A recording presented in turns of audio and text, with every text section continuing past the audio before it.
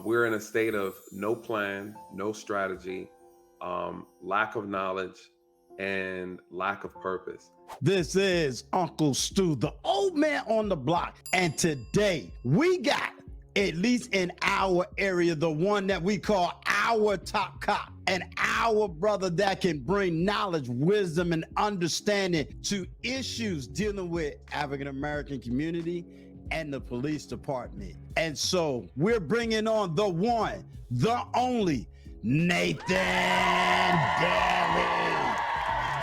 Yo, what's up, Uncle Stu? What's going on, sir? What's going on? Man, all is well, man. Blessed, and thank you for having me. Again, it's been a minute since I've been over here, so I'm excited to be back. Yes, it's been almost a year. We've done interviews, we've done panels, had you pop on to live streams just to drop knowledge, wisdom, and understanding, etc. So yeah, so it has been awesome. It's been an awesome ride, for me, being on YouTube, hearing conversations, taking deep dives in conversations. Then I took off for a little while, and it wasn't because of YouTube. I took off because I wanted to really deep dive into conversations that was going online and having those same conversations offline, trying to see if the issues I'm seeing online, is it really happening offline, and how offline people are dealing with it versus online people are dealing with it. And it gives me that open-mindedness to know what to talk about, how to talk about it, and whether or not I'm dealing with reality or, a fantasy or a combination of both. Right. So I invited you on here because I want to have, more of an updated conversation in that area. So I'm taking the backseat as the Mr. Know-It-All and just becoming the student, as opposed to the teacher. In this space, we have been dealing with male issues, men having relationship issues, and that seems to be the 80% bulk of the conversation that I'm hearing echo. As an older guy, it's easy for me to say, man, get over that woman, get over this person.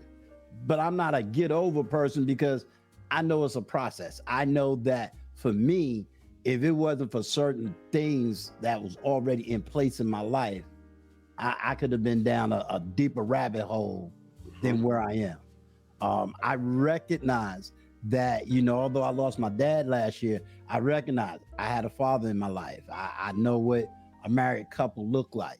I had some professional therapy that I had to go to, where a lot of these people don't have that, whether they're not seeking it or whether they just don't have access to it, whatever the situation is. I'm not gonna sit here and just blame, shame, and all that other stuff. But I recognize that I had tools in my life, and that's what I'm trying to provide on my platform. What are the tools to get through? From your observation, where are we and when I say community, I'm gonna right now just focus on Black community. Okay. Where are we as a Black community today? Where are men at? And when I use men, let's deal with the age group of the millennial generation. Where are the millennial generation? What do you think is needed in that millennial generation? What do you think is missing in that generation? And I'll add a caveat. As I stated earlier, I know I had certain resources in my background. Right. Where I understand other men did not have those resources. So how do, let's say, someone like myself help men that don't have those resources? So that's a great question, or questions. Someone might think the question's loaded. It's not necessarily that it's loaded, because I've actually really contemplated this a lot. The truth of the matter is, when you really look at things from, you can look at things from a macro level or a micro level. Okay. And what's missing on both sides is that there is no structure, and you can't have structure if you don't have a plan or any type of strategy. So some have the strategy, but they lack in the tactics, right? And so you can have a good strategy, but if your tactics are bad, then it means nothing. And so I think what's happening within our community, especially with the men, Mm-hmm. is that those who are there to teach are supposed to teach tactics and strategies on how to navigate life are not present. And if you don't have that person that's present, then you're forced to have to come up with these things on your own, which is one problem.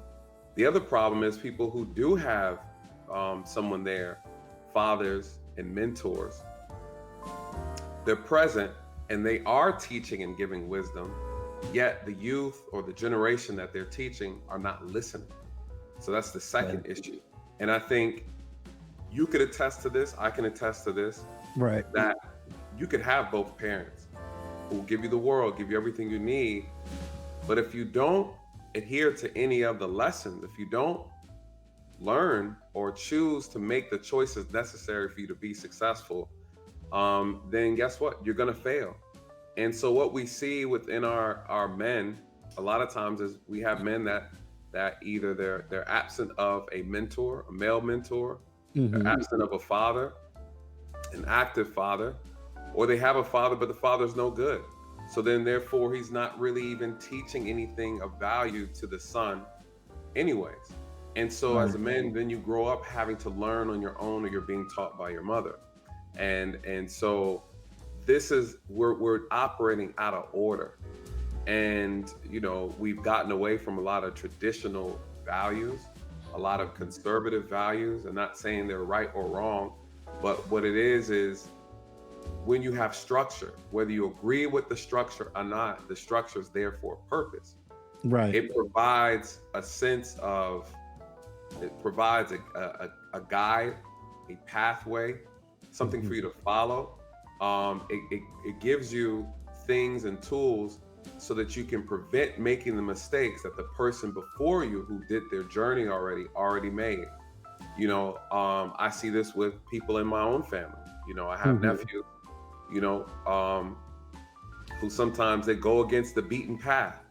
You know, the beaten path is there for a reason. You know that everybody traveled down this path. It kept them safe. Why? Because the person before them already acknowledged where all the danger was. And they'll tell you and say, hey, listen, this path right here might be comfortable, it might be safe, but I'm telling you now, it's the best way to go to avoid all the other things that you don't know. I'm telling you, this is where you need to go. I'm telling you, this is the lane you need to stay in. What ends up happening is, unfortunately, some people feel like that's a form of a prison. They feel like you're trying to keep them from, you know, growing or experiencing life for themselves, not realizing that you're not necessarily doing that. You're simply keeping them grounded, keeping them focused on what's important and what their purpose is. Too often we have too many of our young men who are veering off that path because they are seeing something that tempts them, something that interests them, something that they see that society has told them is more important than following their purpose. And they get caught up, they get set back, they end up repeating the same mistakes that the person 2 generations before them made. Essentially, you have a lot of men trying to reinvent a wheel that was already created for them, all out of pride, out of ignorance, out of selfishness. And so when we say, where are we? We're in a state of confusion. We're in a state of no plan, no strategy, lack of knowledge, and lack of purpose.